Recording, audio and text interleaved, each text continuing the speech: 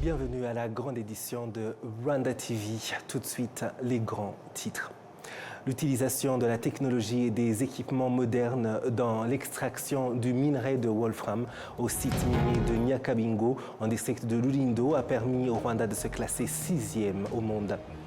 Les rescapés du génocide perpétré contre les Tutsis en province de Huye affirment que l'arrestation du général de brigade Gakwerere Jean-Baptiste et son extradition vers le Rwanda représentent une étape importante vers la justice.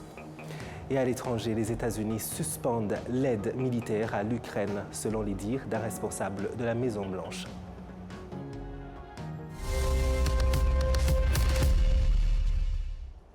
Encore une fois, bienvenue, chers téléspectateurs de la télévision rwandaise. Je suis David Carmel Ingabire. C'est une joie de vous retrouver.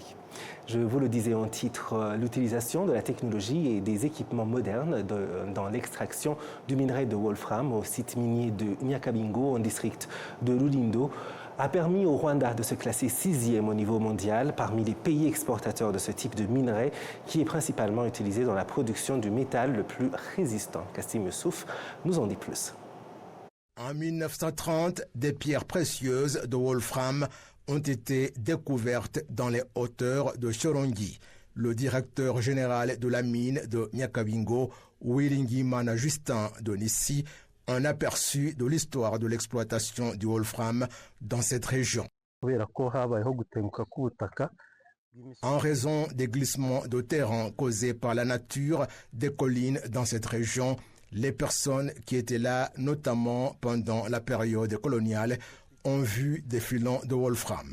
L'exploitation minière a donc commencé par la collecte manuelle du Wolfram qui était par après vendue. À cette époque, la production variait entre 10 et 15 tonnes. Le développement de l'exploitation du Wolfram sur le site de Nyakabingo a été propulsé par l'utilisation de la technologie et l'ajout d'équipements modernes qui viennent compléter les pratiques minières traditionnelles. Trinity a fait des investissements significatifs dans les équipements que nous utilisons, mais elle a aussi énormément investi dans la sécurité. L'entreprise a fourni beaucoup d'efforts dans la formation des employés sur les protocoles de sécurité ainsi que sur les pratiques minières qui sont en ligne avec les tendances actuelles. Tous nos superviseurs sont formés et même aujourd'hui, d'autres équipes suivent une formation. La mine de Nyakabingo emploie plus de 1800 travailleurs et un employé peut gagner plus de 7 millions de francs rwandais par mois en fonction de la production réalisée. Cela a contribué à améliorer les conditions de vie des travailleurs.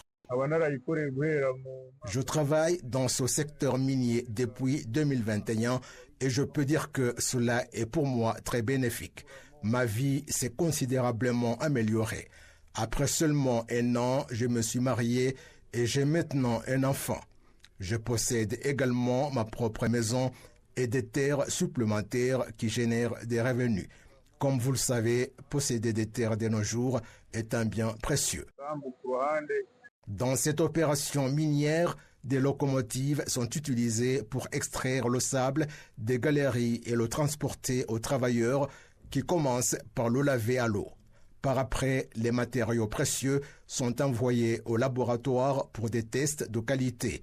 Après ce test, ces produits sont mis dans des machines de séchage jusqu'à ce qu'ils atteignent la température désirée, après quoi ils sont emballés dans des sacs appropriés.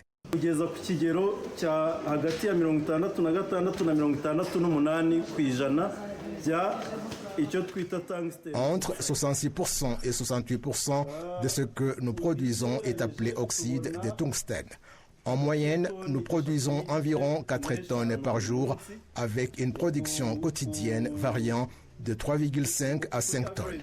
Sur une période de 6 jours, cette quantité remplit un conteneur d'expédition qui peut transporter environ 24 tonnes pour l'exportation.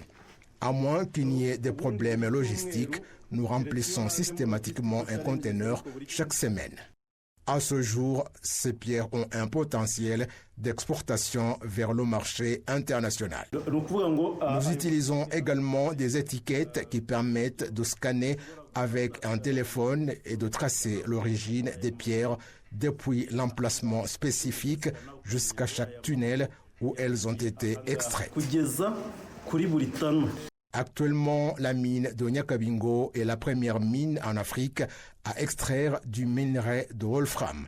En 2024, le Rwanda a été classé parmi les 6 premiers pays exportateurs de wolfram au niveau mondial.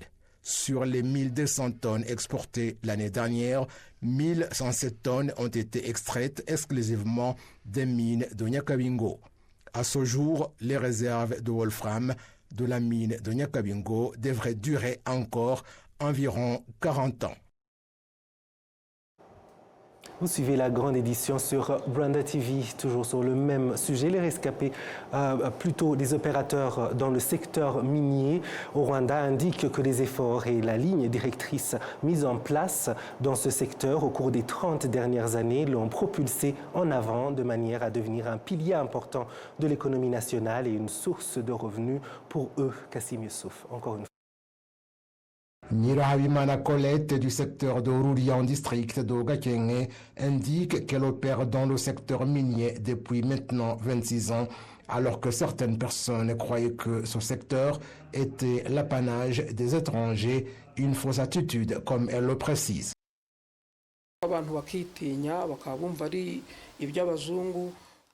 Les gens avaient des appréhensions croyant que c'est un travail des Occidentaux, mais après leur départ, c'est là que nous avons réalisé comment ils volaient nos ressources.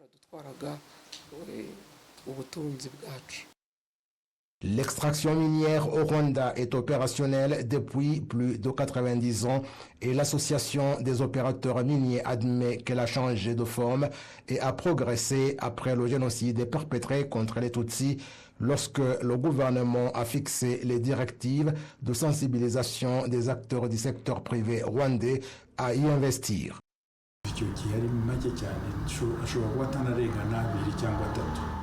Les entreprises privées étaient très peu nombreuses à l'époque. Il n'y avait même pas plus de 2 ou 3. Vous avez constaté qu'il n'y avait pas de ligne directrice, mais plus tard, c'est devenu une bonne voie après que le gouvernement ait privatisé l'industrie minière en 2006. Maintenant, les résultats, c'est que nous avons plus de 200 sociétés minières privées. Les opérateurs miniers indiquent qu'au cours des 30 dernières années, il leur a fallu abandonner la manière archaïque d'extraction et investir dans l'achat d'équipements modernes leur permettant d'aller plus en profondeur.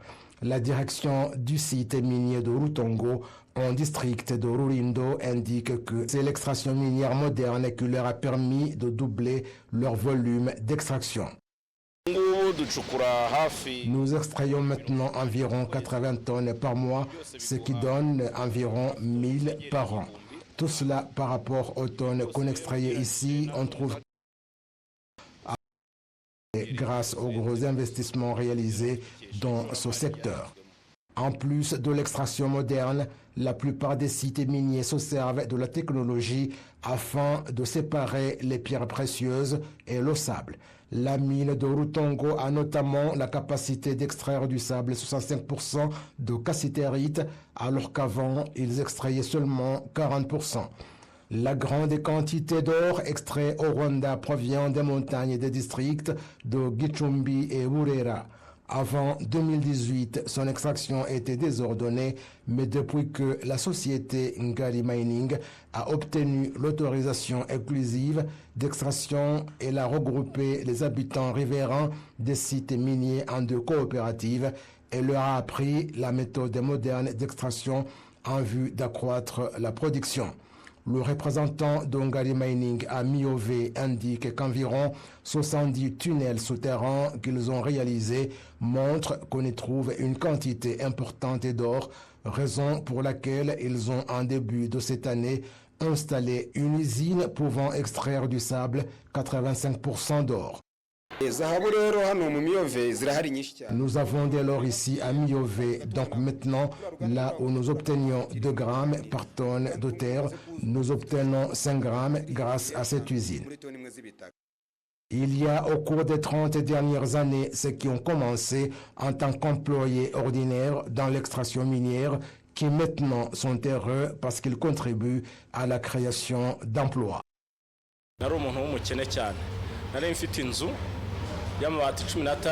J'étais très pauvre avec une maison qui risquait de s'effondrer à tout moment, mais après avoir travaillé dans cette industrie, j'ai maintenant 2 maisons d'une valeur de 80 millions de francs rwandais.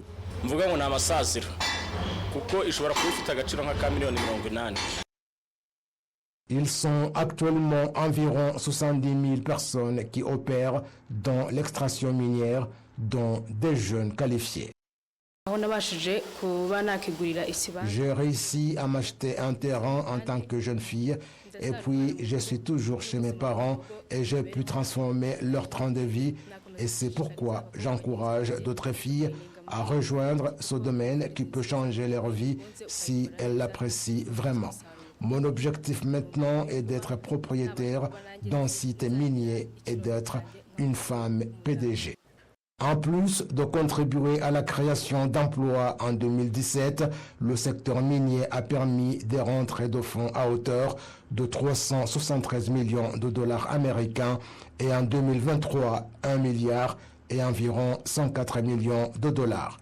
Pour apporter plus de valeur ajoutée aux minerais avant leur exportation, le Rwanda s'est notamment doté des raffineries telles que Luna Smelter, qui traite la cassitérite dans la ville de Kigali et la raffinerie d'or de Gasabo. Jean-Malik Kalima indique que des efforts sont davantage déployés dans la mise en place de pareilles raffineries. Nous avons d'autres usines où l'on teste actuellement la transformation du coltan au Bugesera, c'est en cours. Nous sommes donc dans la voie du gouvernement qui consiste à apporter de la valeur ajoutée à nos minerais. La direction de l'Agence rwandaise des mines, pétrole et gaz a récemment indiqué que des recherches préliminaires effectuées ont révélé que le sous-sol du Rwanda contient des minerais dont le lithium, très demandé au marché international, d'une valeur de 154 milliards de dollars américains. Tour de rôle. La cuisine africaine et rwandaise est en pleine effervescence, suscitant un intérêt croissant à travers le monde. Nous allons explorer dans cette grande édition comment nos chefs contribuent à cette dynamique et quels défis ils rencontrent. Aujourd'hui, nous avons l'honneur d'accueillir 2 chefs cuisiniers exceptionnels, Julien Rutamu, d'ici chez nous au Rwanda, et Aïcha Ballo, originaire de Côte d'Ivoire et de France. Leur parcours respectif les ont menés à promouvoir la richesse du talent culinaire africain sur la scène internationale. Ils partagent avec nous leurs expériences, leurs visions et les leçons qu'ils ont apprises en valorisant nos traditions culinaires. Bienvenue à la grande édition. Bonsoir. Oui, Aïcha, c'est un très très grand plaisir. Merci beaucoup. Le plaisir est partagé. Merci pour l'invitation. Oui, chef Julien, ce n'est pas la première fois sur Rwanda TV. Oui, effectivement. Oui. Merci beaucoup. Merci. Oui, et on va un peu explorer encore une fois ce monde si passionnant, si délicieux aussi, si je peux me permettre, de la gastronomie, de l'art culinaire avec vous. La toute première question que je vais vous poser, c'est un peu une façon de vous connaître encore mieux à travers votre travail et aussi votre expérience à travers votre travail. Comment décririez-vous l'évolution de la perspective de la cuisine africaine sur la scène internationale au cours de vos carrières? Parce que je sais que tous les deux, vous avez une carrière qui est passée par plusieurs pays. Exact. Et que vous avez une carrière aussi qui s'étend sur plusieurs années. Alors, comment avez-vous vu cette évolution de la perspective sur l'art culinaire africain? laisse commencer. Merci, chef. Moi, j'ai commencé il y a plus d'une dizaine d'années et à l'époque, il n'y avait pas beaucoup de chefs. C'était rare des chefs noirs. C'était rare d'avoir des restaurants africains. Et c'est vrai que c'est une grande fierté, 10, 15 ans après, de voir qu'à l'international, il y a de plus en plus de chefs fiers de leurs origines et qui se battent justement pour mettre en valeur le patrimoine culinaire et historique du continent. Que ce soit aux États-Unis, que ce soit en Asie, que ce soit en Europe, que ce soit même sur le continent africain, on a c'est un peu comme si c'était un combat. Aujourd'hui, on est fiers de nos légumes, on est fiers de nos fruits, on est fiers de notre culture. Et là, on veut le montrer, on veut prouver au monde entier que non, le continent africain, il est là. Et que nous aussi, on a une vraie gastronomie, on a une cuisine saine, équilibrée et elle est artistique. Oui. Et on retrouve beaucoup de créativité, au fait. Exact. On retrouve énormément de créativité et tout le monde, toutes ces personnes qui sont en train d'évoluer dans ce monde ont énormément d'imagination pour pouvoir faire des plats non seulement créatifs, mais artistiquement parlant, mais vraiment, vraiment très beaux. Oui. Et quels sont ces ingrédients ou ces plans que vous considérez de votre expérience ou de vos préférences aussi, comme les ambassadeurs de la gastronomie du continent à l'étranger? Moi, j'ai une idée là-dessus. Oui. Si on veut parler de ces aliments-là, mais je partirais plutôt sur la banane plantain, qui est mondialement connue, la mangue, qui est mondialement connue. On a quelques aliments comme ça qu'on retrouve, l'avocat par exemple, qu'on retrouve un peu partout dans le monde, mais qu'on met beaucoup en valeur, par exemple dans nos salades, dans nos présentations d'entrée. On présente beaucoup l'avocat, on présente aussi la mangue, mais la banane plantain reste quand même quelque chose qui est mondialement connu. Vraiment, et qu'on présente sur toutes les formes.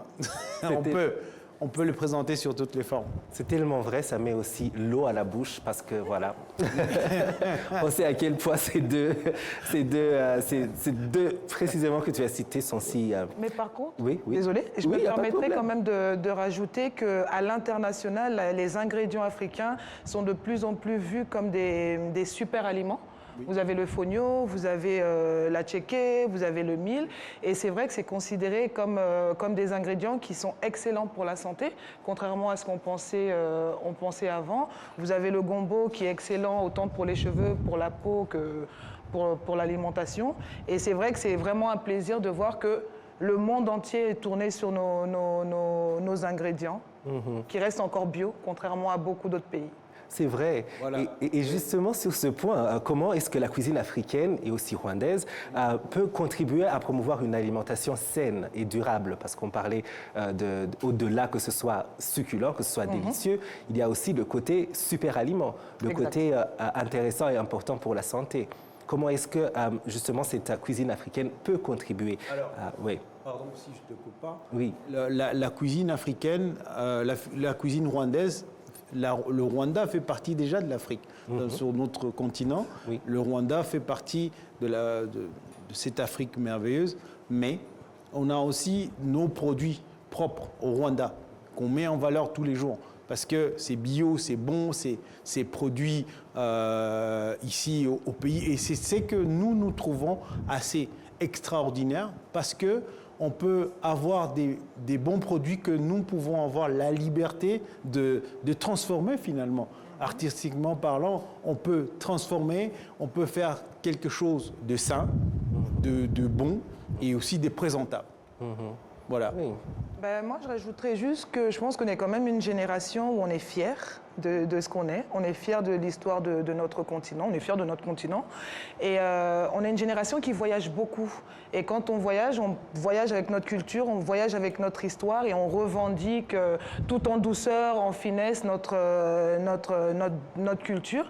Et ce qui permet aussi, par exemple, moi qui suis en France, il est hors de question que je propose un repas sans mettre en lumière nos ingrédients. Et on est aussi une génération qui a de la créativité.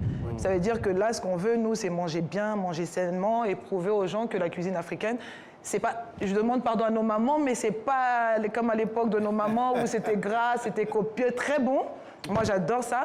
Mais c'est vrai qu'on est une génération où maintenant, avec le métissage, les voyages et tout ça, on veut, nous aussi, avoir quelque chose de raffiné, de beau, de sexy, quoi. Absolument, oui.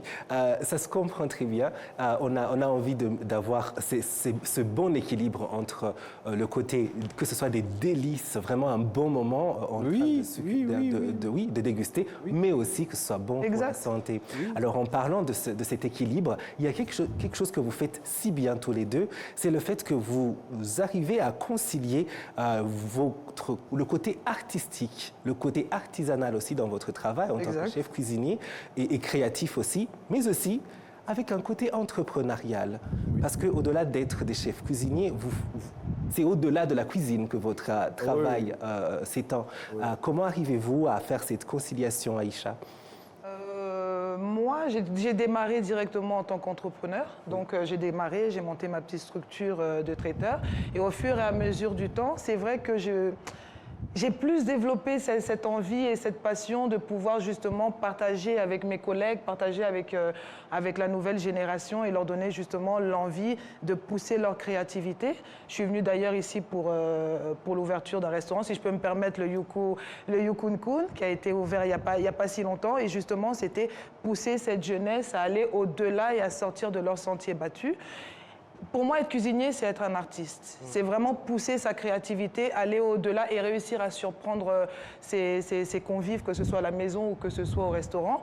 Et pour ça, il faut avoir cette fibre de créativité et cette fibre de vouloir tellement faire plaisir qu'on va aller au-delà des sentiers battus.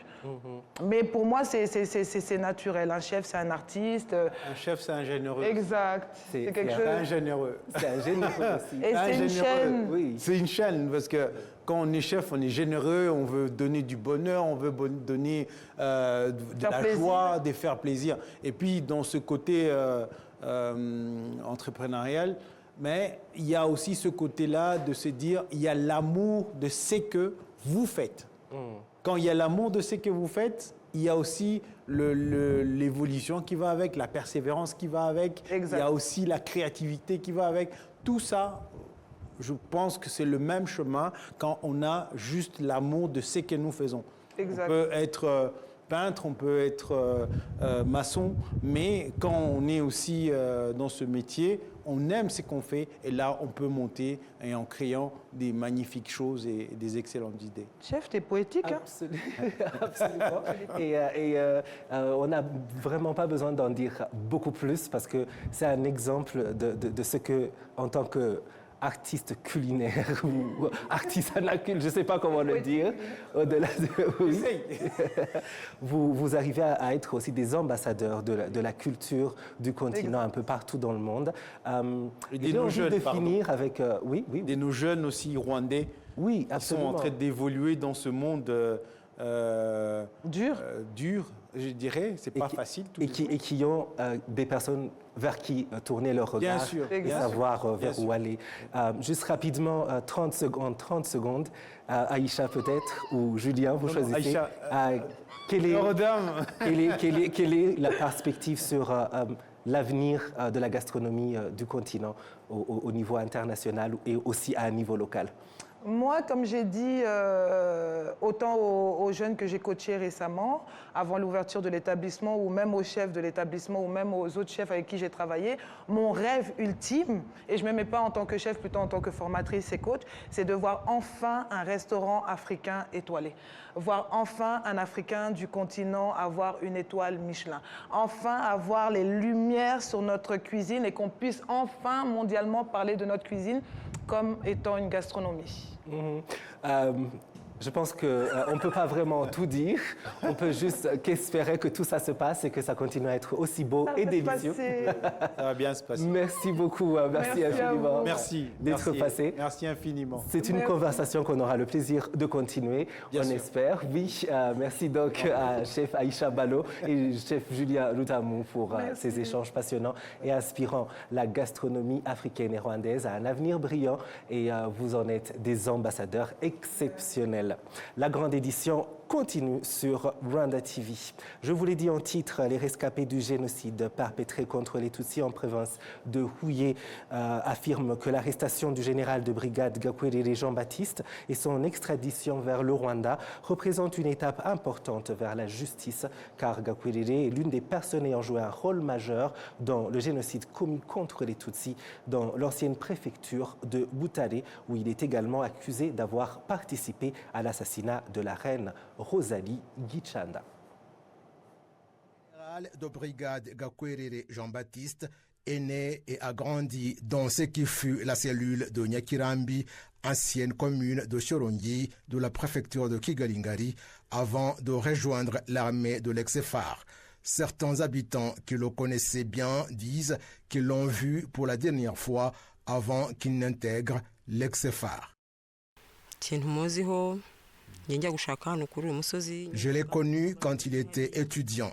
Après avoir terminé ses études secondaires, il est allé étudier dans une école militaire. Je l'ai vu pour la dernière fois en 1992 et depuis, je n'ai jamais revu Gakwerere.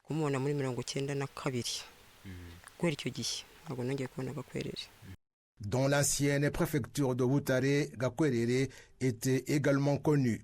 Il était le vice-directeur de l'école des sous-officiers Esso Butare, où il se trouvait au moment du génocide perpétré contre les Tutsis. Ceux qui le connaissaient affirment qu'il faisait partie des principaux dirigeants chargés de la mobilisation des jeunes Interahamwe.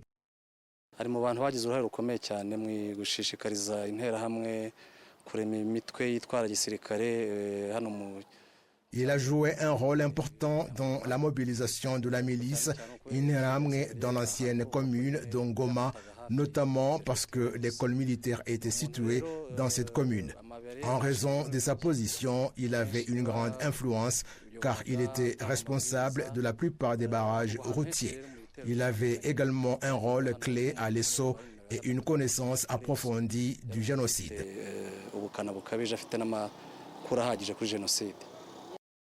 Gakwerere est en outre cité par les militaires envoyés par le capitaine Ildefonse Nizeyimana pour l'assassinat de la reine Rosalie Gichanda le 20 avril 1994.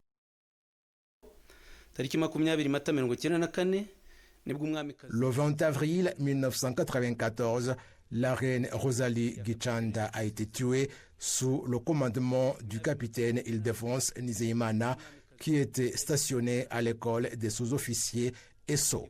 Le procès a identifié plusieurs auteurs, dont le lieutenant Bizimana, le lieutenant Gakwerere, le caporal Aloïse Mazimhaka et le docteur Martin Kageruka. Lieutenant Gakwerere, caporal Aloïse Mazimhaka et docteur Martin Kageruka. Le président de l'association Ibuka en district de Huye, Théodate Siwoyinore, souligne que l'arrestation du général de brigade Gakwerere est une étape importante pour la justice des rescapés du génocide commis contre les Tutsis dans ce district. Je dirais que malgré les procédures juridiques difficiles, cette affaire réaffirme que le génocide est un crime imprescriptible. Elle démontre également que le gouvernement du Rwanda tiendra responsables les auteurs du génocide où qu'ils se trouvent. En tant qu'Ibuka, nous voyons cela comme une étape cruciale vers la fin de l'impunité. Le samedi de la semaine dernière, le général de brigade Gakwerere Jean-Baptiste, ancien secrétaire général du groupe terroriste FDLR, ainsi que 13 autres de ses combattants ont été capturés dans l'est de la République démocratique du Congo et remis aux autorités rwandaises. Et voilà, nous arrivons à la fin de cette grande édition. Merci de nous avoir suivis. Je remercie toute l'équipe qui m'a aidé à la préparer. Au plaisir de très bientôt vous retrouver.